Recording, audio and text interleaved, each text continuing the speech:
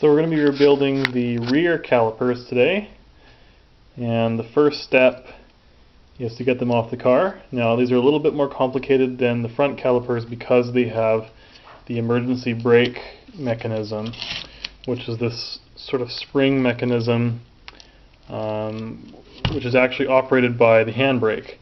And what that handbrake does is it pulls on this, and that creates a pressure which pushes the piston into the pads, which stops the car. So just one extra little piece here that's a little bit more complicated. You got to disconnect the emergency brake system, and then you can get this caliper off the car. And one other thing to note here is on the front calipers, these two bolts had these sort of rubber protectors on both ends, and this one actually is sealed on this end. So it just has 3 rubber boots compared to 4 with the front calipers. So the first step we're going to do is take off these rubber boots, this bolt in here, and then what we're going to do is we're going to try sand this with a desk sander, or sorry, just a grinder here, like a wire brush, and just get, like, this one's pretty clean. It's because this one was replaced after the original ones. This is not an original unit. This is the original unit that came, 24 years old. You can see how dirty it is.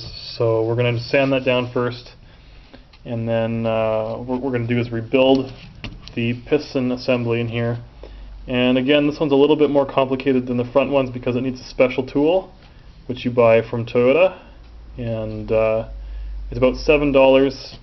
I don't have it here right now, but I'll go get it and show you guys. It just looks like a little socket with a special attachment, and what actually you use that for is to, once you remove this piston, you actually put it in there and you can remove some of the seals in there.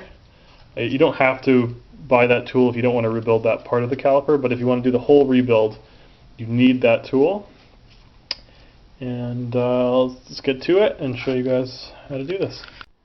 Alright, so we managed to get all the boots off.